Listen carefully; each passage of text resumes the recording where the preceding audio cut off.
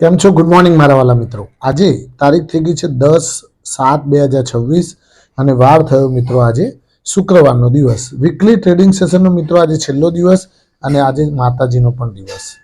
શુક્રવારે મિત્રો આપણે જય જય શ્રી સંતોષી માતાને યાદ કરવાનો દિવસ અને કોટી કોટી વંદન દરેક માવલડીઓને.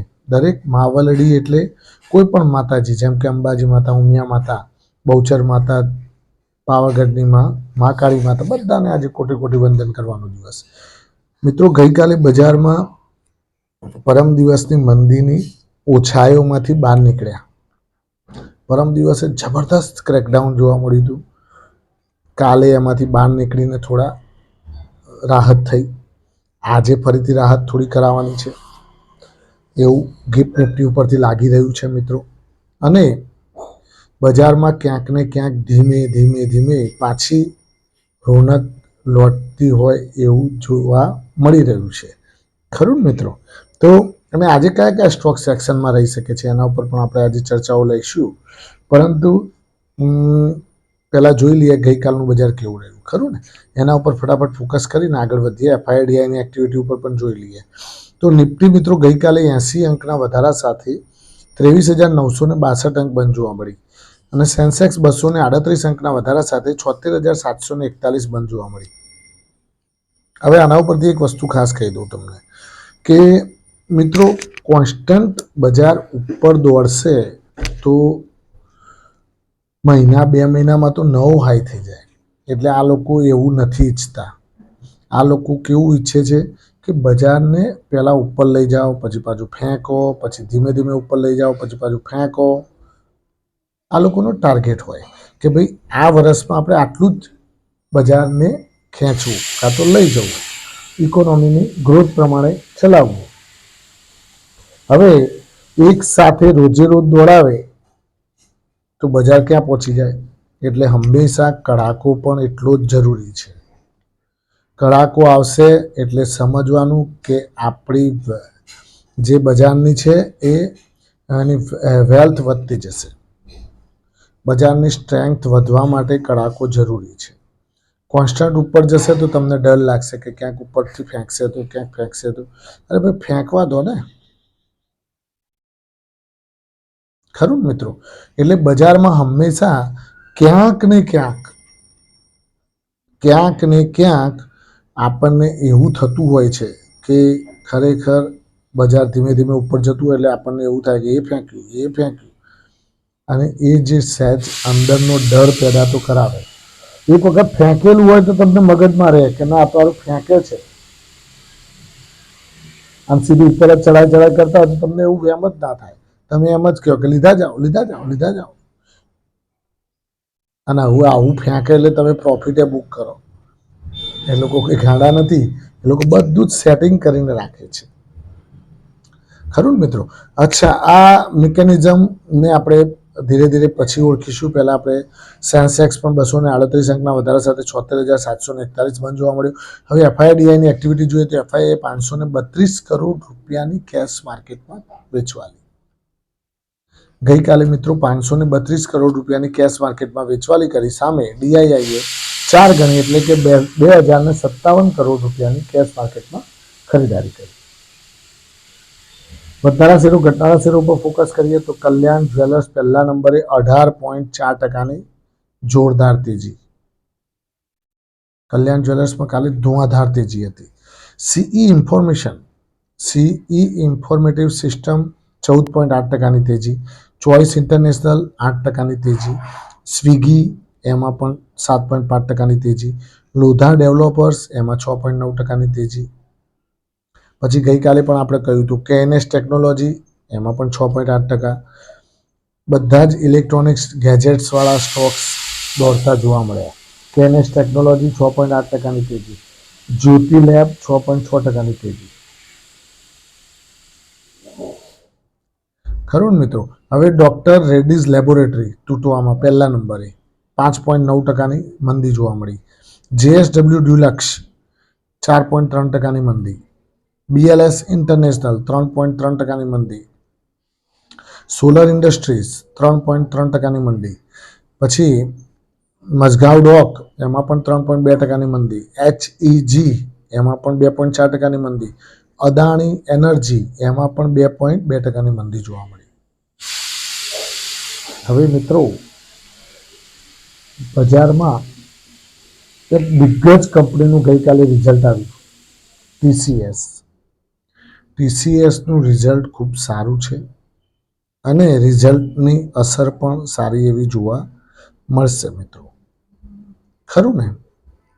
તો Q1 રિઝલ્ટમાં એઆઈનું જે રેવન્યુ છે, આર્ટિફિશિયલ ઇન્ટેલિજન્સ જે અત્યારની લેટેસ્ટ જનરેશન ચાલી રહી છે એનું રેવન્યુમાં 13.6%નો વધારો, જબરદસ્ત. એટલે TCS કદાચ આજે બજારને ઉપર લઈને દોડે તો નવાઈ ન પામતા, ખરું મિત્રો? એની સાથે સાથે કોણ દોડશે? તો ઇન્ફોસિસ, પછી ટેક મહિન્દ્રા, HCL ટેક, વિપ્રો, આ 5 મજબૂત કંપનીઓ જે ઇન્ડિયાની ટોપમોસ્ટ 5 કંપનીઓમાં આવે છે આઈટી સેક્ટરમાં. એના પછી LTI માઇન્ડટ્રી આવે, બરાબર ને? આ બધી કંપનીઓ આવતી હોય છે.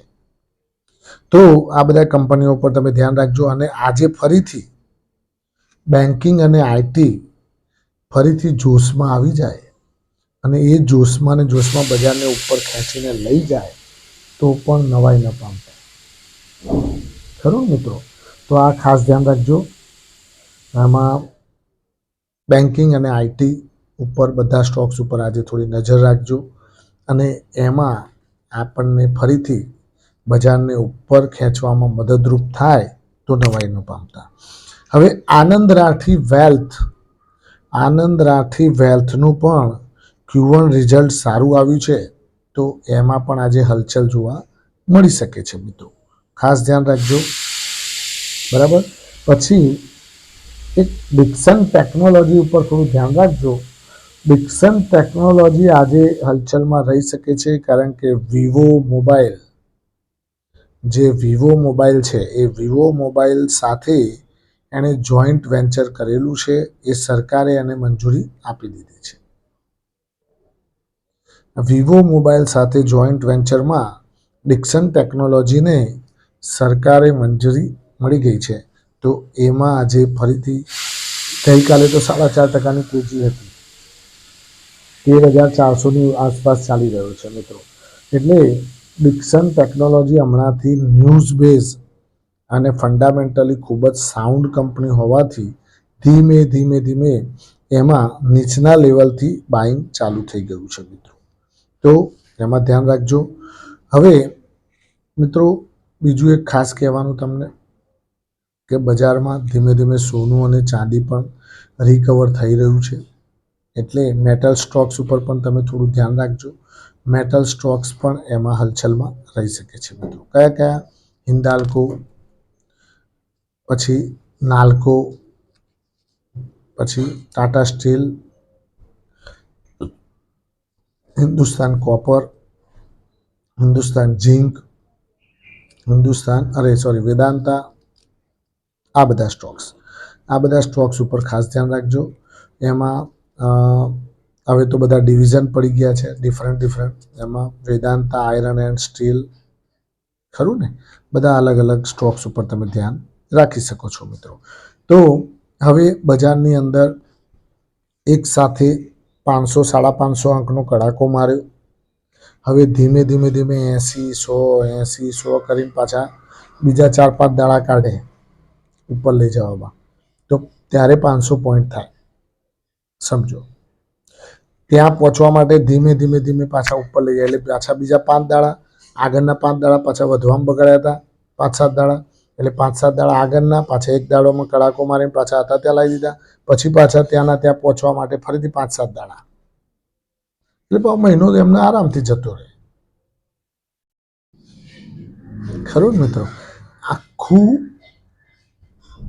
ધીમે બજારને જોશ આપવા માટે આ કાફી છે. બજારમાં ધીમે જોશ ભરાઈ રહ્યું છે અને એ જોશના કારણે જ હવે ફરીથી બજાર પાછું ઉપર જવાની કોશિશ કરી રહ્યું છે.